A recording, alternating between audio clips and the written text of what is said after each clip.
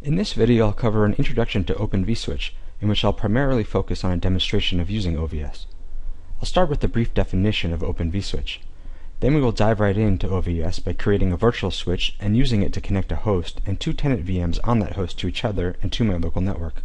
All along I'll use some simple diagrams to represent network connectivity and how it changes when components are added to OVS. Finally, I'll cover a very brief look at the architecture of OVS. In future videos, I'll look a little deeper at some features of OVS, including using OpenFlow, creating tunnels like GRE and VXLAN, as well as some other configuration options.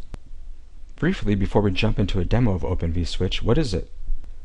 Open vSwitch is an open-source, OpenFlow-capable virtual switch that is typically used with hypervisors to interconnect virtual machines within a host and virtual machines between different hosts across networks.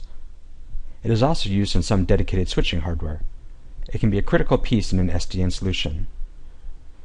OVS supports many traditional switch features such as VLAN tagging and 802.1q trunking, standard spanning tree protocol, LACP, port mirroring, flow export, tunneling, and QoS control.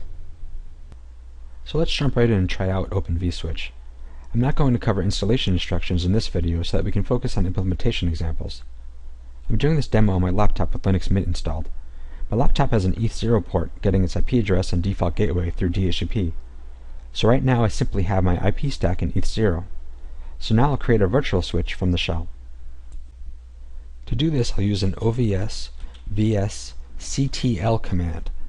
This command is used when configuring OVS bridges. So it's OVS vSKETL add-br for add bridge, my bridge. Here I'm adding a bridge named my bridge, but you can name the bridge anything you want.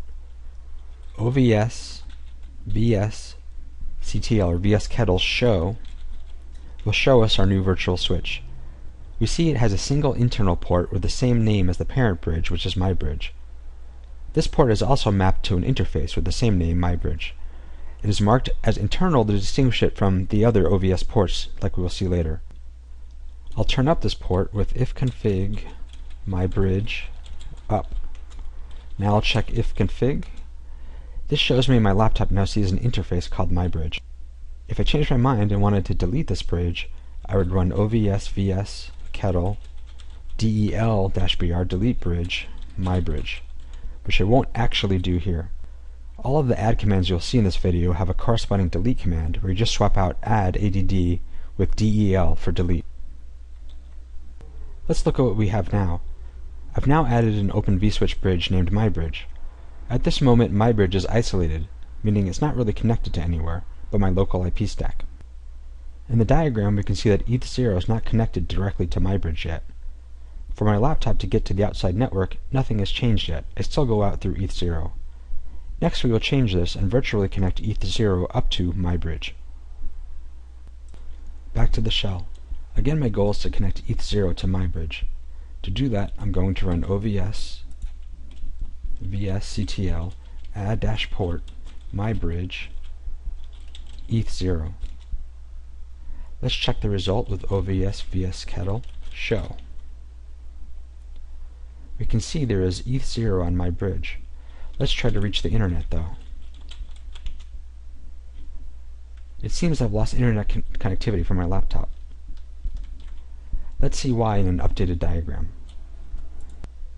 With the OVS vSKETL add-port ETH0 mybridge command, I redirected ETH0 to be connected through mybridge as shown here. That's what I wanted, but my laptop is trying to get to the outside network directly via ETH0. Now, however, it needs to go through my virtual switch called mybridge to get to ETH0. So to fix this, I'm going to do two things. I'm going to remove the IP configuration off of ETH0, and I'm going to make the internal port called mybridge a DHCP client so it gets an IP address and default gateway. Back to the shell. Ifconfig ETH0 will remove ETH0's IP addressing. DH client mybridge will get the mybridge port and IP via DHCP. If I do an ifconfig to see if it worked, and it looks like I did, mybridge got an IP address with a route -n, we see we have a default route via port mybridge, which is what we wanted. We no longer try to go through ETH0 directly. Ping google.com shows we can get out. Next we will add two tap interfaces for virtual machines to use. I'll add two tap interfaces for our VMs, and then I'll connect these interfaces to OVS.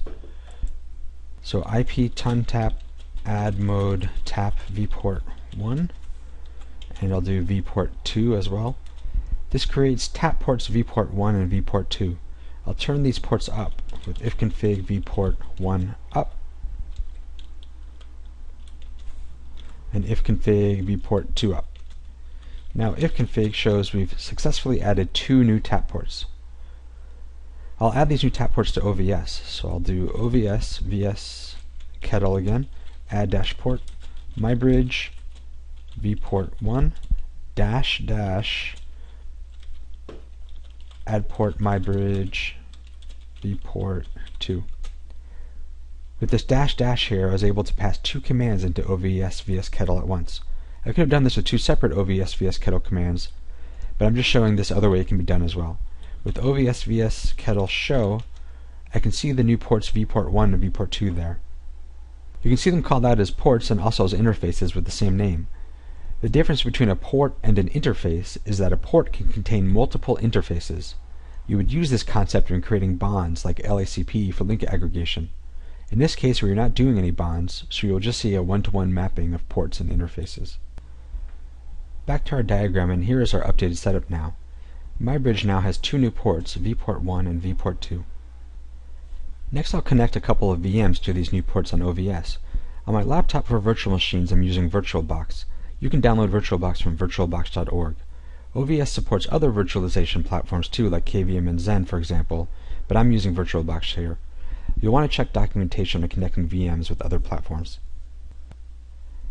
So the VMs I want to use here are VM1 and VM2, both Ubuntu images. I need to get them hooked into my new ports vport 1 and vport 2 on OVS. So I'll right click these and go to Settings, and then I will go to Network, and I'll say for VM1 I want its adapter to be bridged, which it is already here, but I want it to connect to vport 1. So I'll pick vport 1 and hit OK, and I'll go ahead and start that VM. And in the meantime, for VM2 I'm going to do the same thing. I'm going to go to Settings, Network, and actually it's already set here. I want it to go to vport 2 like it says here. I'll hit OK, and I will start that VM as well.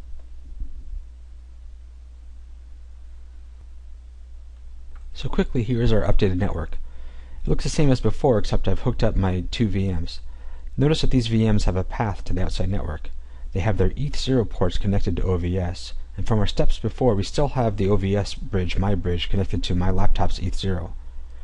So my new VM should be able to get DHCP IPs from the outside router, and should then have internet reachability.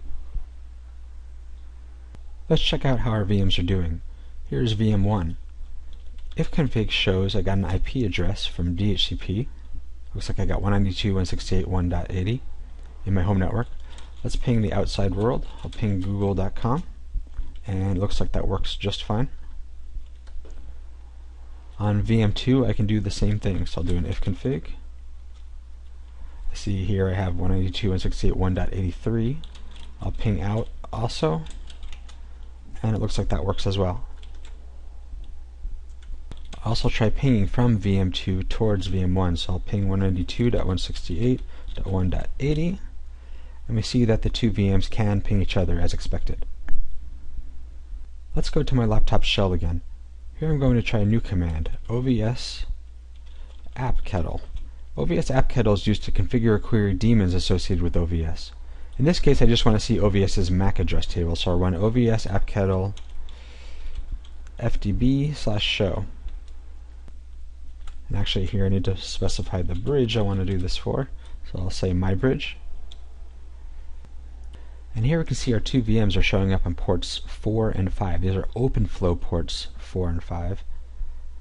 So on one of my VM windows over here I can see the hardware address or the MAC address 080027F578E9. I see that over here on port 5. And I know that the other VM is this one here on port 4. OpenFlow port 1 here is my ETH0 interface. And port 0 here is my mybridge interface. This is a little tricky here because we're talking about OpenFlow ports, so we see ports 1, 4, 5, and 0. And we probably need to figure out how that maps to the ports that we know, like ETH0 and vport1 and vport2, for example. So another command can help us out there. If I do OVS OF kettle show my bridge, OVS OF kettle is a command used with OpenFlow switches for setting and querying OpenFlow parameters. When I do a video on OVS and OpenFlow, we will use that command much more.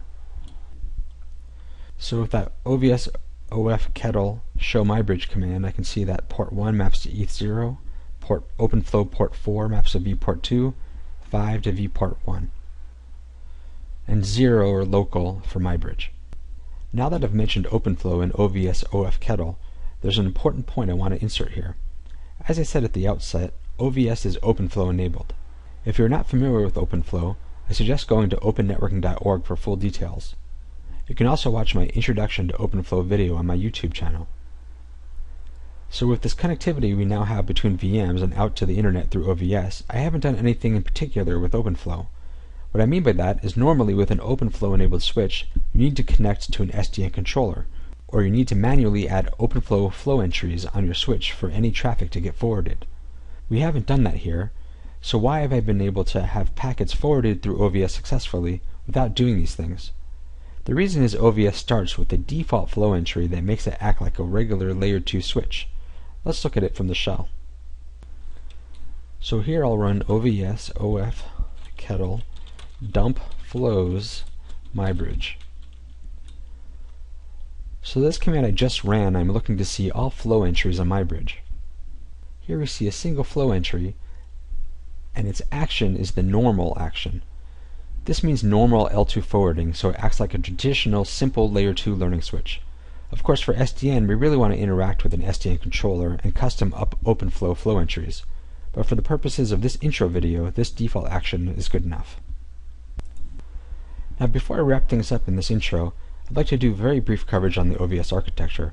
In the video description I'll link to a reference for this material from an OVS deep dive presentation that goes in way better detail.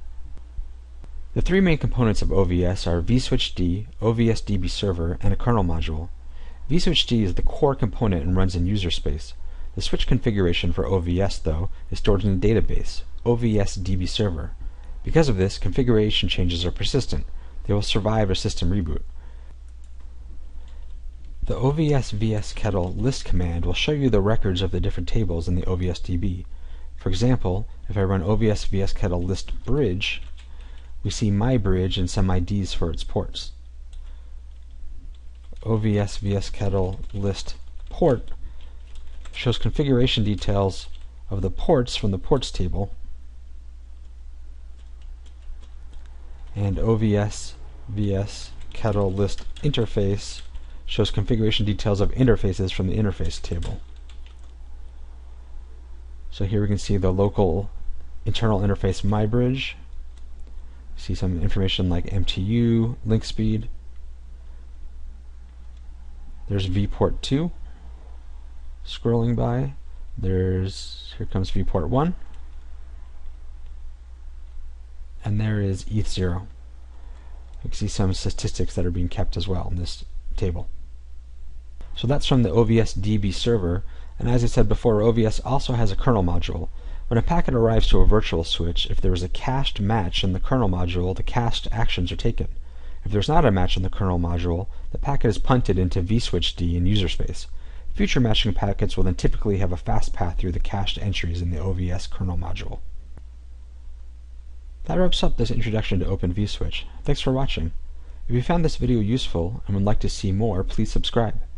To connect with me, I can be found at www.linkedin.com/in/David Mahler. I welcome any feedback and connections. In the video description, I'll include some links and references for the content in this video which have more detail. In the future, I'll create videos including tunneling, GRE, and VXLAN with OVS, use of OpenFlow with OVS, and using some other OVS configuration features and options.